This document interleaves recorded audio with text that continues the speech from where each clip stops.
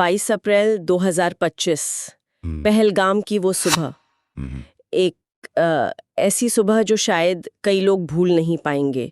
खूबसूरत वादियां थीं और वहां आतंकवादियों ने 26 बेगुनाह लोगों की जान ले ली। हाँ, पर्यटक थे, स्थानीय लोग थे, बच्चे भी शामिल थे उसमें। बहुत ही दुखद घटना थी। ये सिर्फ एक हमला नहीं था, मुझे लगता है ये पूरे देश के लिए एक सदमे जैसा था। और उसी दिन, अगर आपको याद हो, संसद में गृह मंत्री अमित शाह ने आश्वासन दिया था। बिल्कुल, उन्होंने कहा था कि दोषियों को बख्शा नहीं जाएगा, कि हमारे 27 नागरिकों का जान लेकर ये लड़ाई जीते हो। मैं सभी आतंक फैलाने वालों को कहना चाहता हूं कि लड़ाई का अंत नहीं है, एक मकाम है। हर व्यक्ति को चुन चुन कर जवाब भी मिलेगा, जवाब भी लिया जाएगा।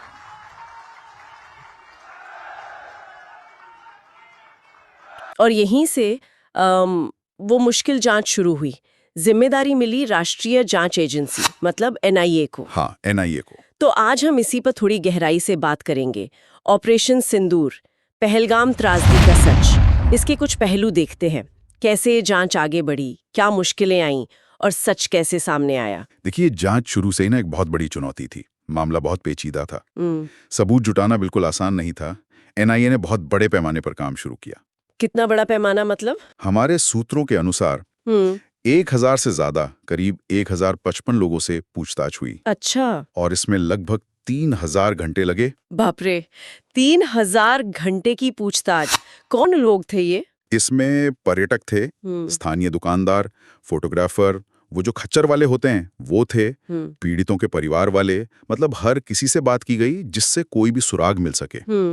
और हर बयान, हर छोटी से छोटी जानकारी को वीडियो पर रिकॉर्ड किया गया, ताकि कोई भी चीज मिस ना हो जाए। ये तो ठीक है, लेकिन जम्मू कश्मीर के हालात में सिर्फ पूछताछ काफी होती है क्या?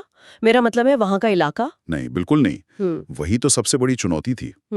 घने जंगल, ऊंचे पहाड़, ये सब आतंकियों के लिए आप समझिए छिपने की बेहतरीन जगहें हैं। और लोगों में डर भी तो होता होगा, धमकियां। हाँ बिल्कुल, स्थानीय लोगों में दहशत, आतंकियों की धमकियां, ये सब जांच में बहुत बड़ी बाधाएं थीं। यहीं पर फिर वो ह्यूमन इंटेलिजेंस और स्थानीय जानकारी काम आई। अच्छा, कैसे? हमले के करीब 18 घंटे बाद ही सीआरपीएफ के एक गुप्तचर को एक अहम सूचना मिली। श्रीनगर से दूर एक जंगल में कुछ संदिग्ध लोगों के होने की खबर। तो बस उसी एक सूचना से? हाँ, वो एक लीड थी, और उसी के साथ साथ जांच में कुछ स्थानीय मददगारों के नाम भी सामने आने लगे। मददगार मतलब? आतंकियों के। हाँ, जैसे परदेसी, जोथर और बशीर। इन पर आरोप था कि इन्होंने आतंकियों को खाना दिया, पनाह दी, आने जाने में मदद की, रास्ते बताए। ओहो। तो इनकी गवाही और दूसरे गवाहों के बयानों से आतंकियों की पहचान की तस्वीर वो धीरे धीरे साफ होने लगी। ये था ह्यूमन इंटेलिजेंस का कमाल। और वो स्केच वाली बात भी थी ना, सूत्रों में जिसका जिक्र है कि सुरक्षा बलों के पास पहले से कुछ स्केच थे। हाँ बिल्कुल, वो स्केच पहले से मौजूद थे।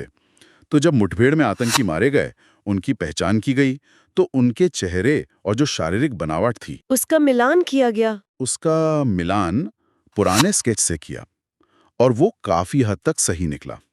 जैसे एक के माथे पर गहरा निशान था, दूसरे की भौहें थोड़ी टेढ़ी थीं, तीसरे की नाक का आकार कुछ खास था। अच्छा, ये सब स्केच से मिल रहा था।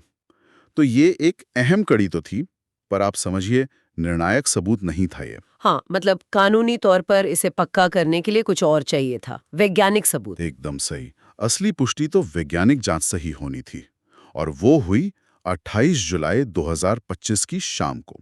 गृह मंत्री को फोन पर बताया गया, सर वो मिल गए। वो मिल गए मतलब? जो हथियार मुठभेड़ में मारे गए आतंकियों से बरामद हुए थे, 2 AK-47 राइफल्स और एक M9 राइफल, उनकी जांच पूरी हो गई थी। कहाँ हुई थी ये जांच? ये हथियार चंडीगढ़ भेजे गए थे, फॉरेंसिक साइंस लैब FSL में। वहां वैज्ञानिकों ने बताते हैं कि रात भर काम किया। उन्होंने घटनास्थल से जो गोलियों के खोल मिले थे, हाँ, और जो आतंकियों से बरामद हथियार थे, उनका बैलिस्टिक मिलान किया। बैलिस्टिक मिलान, मतलब ये देखना कि गोली उसी बंदूक से चली या नहीं। बिल्कुल वही। और नतीजा एकदम साफ था, ये वही हथियार थे जिनसे पहलगांव में उन 26 बेगुनाहों की जान ली गई थी। तो ये था निर्णायक सबूत। हाँ, ये वैज्ञानिक सबूत इस केस में एकदम निर्णायक साबित हुआ। तो मतलब ह्यूमन इंटेलिजेंस, स्थानीय सुराग, फिर वो स्केच का मिलान और आखिर में ये फोरेंसिक साइंस, सब मिलकर सच सामने लाए। बिल्कुल। लेकिन इसमें 97 दिन लग गए। ये सवाल उठता है कि इतना वक्त क्यों? देखिए, 97 दिन सुनने में शायद लंबा लगे, लेकिन जैसा हमने अभी बात की, जम्मू कश्मीर का वो मुश्किल इलाका, आतंकियों का छेपना, लोगों पर दबाव, डर का माहौल, हाँ, बात तो सही है। इन सब को देखते हुए ये 97 दिन असल में सुरक्षा बलों के धैर्य, उनकी लगन और उनके अथक परिश्रम को दिखाते हैं।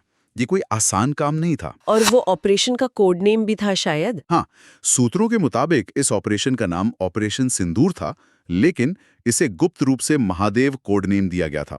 और ये तो 2 महीने पहले ही शुरू हो चुका था। अच्छा, तो ये पहले से चल रहा था।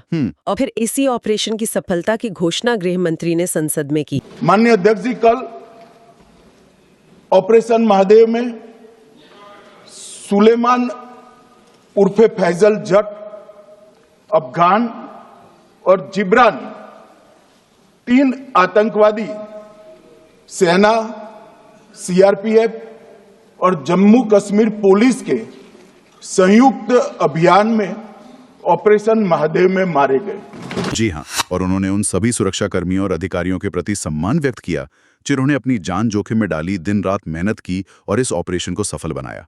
देश की सुरक्षा के लिए ये बहुत जरूरी था। तो हमने देखा कि कैसे पहलगाम त्रासदी के बाद एक बहुत ही मुश्किल, कई परतों वाली जांच को अंजाम दिया गया। एनआईए की वो गहन पूछताछ, हजारों घंटे की। हाँ।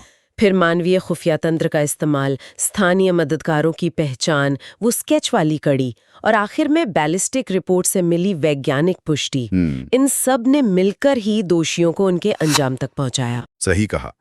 ऑपरेशन सिंदूर सिर्फ एक सफल जांच नहीं है, ये मुश्किल हालात में भी न्याय दिलाने के लिए हमारे सुरक्षा बलों की जो इच्छा शक्ति है, जो तालमेल है, उसका प्रतीक है। ये दिखाता है कि कैसे अलग अलग तरह के सबूतों को, अलग अलग तकनीकों को जोड़कर सच्चाई तक पहुंचा जा सकता है। तो मतलब सार ये है कि न्याय के लिए हर रास्ता अपनाया गया, चाहे चुनौतियां कितनी भी बड़ी क्यों ना रही हो। बिल्कुल। और जाते जाते एक सवाल शायद हम सबके सोचने के लिए छोड़ सकते हैं। इस तरह के जो लंबे और जटिल ऑपरेशन होते हैं, वो उन दुर्गम इलाकों और मुश्किल सामाजिक हालातों में सुरक्षा और कानून व्यवस्था बनाए रखने की लगातार चुनौतियों को कैसे उजागर करते हैं, इस पर सोचना जरूरी है। बिल्कुल। जय हिंद। जय भारत।